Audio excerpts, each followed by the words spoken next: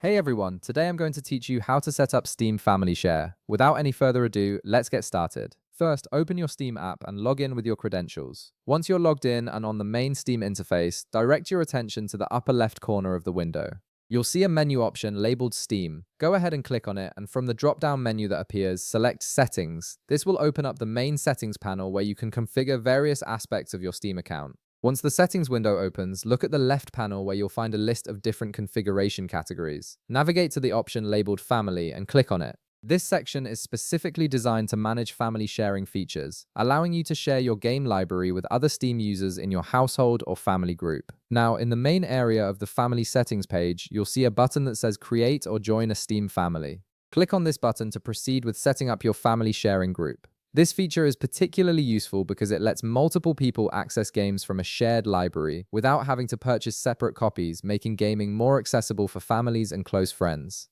After clicking that button, you'll be presented with options for creating a new family or joining an existing one. Since you're setting up a new family group, click on the button that says Create a Family. This initiates the process of establishing your own Steam family unit, where you'll be the administrator and can invite other members later.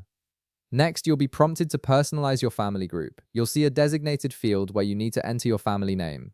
Type in whatever name you'd like to use for your family group in this field. Right beside this field, you'll notice a Create button. Once you've entered your preferred family name, go ahead and click Create to finalize the setup. And that's it. You've successfully set up Steam Family Share and created your family group. You can now invite family members to join and start sharing your game library with them. If this video helped you out, be sure to leave a like, subscribe, and I'll see you in the next one.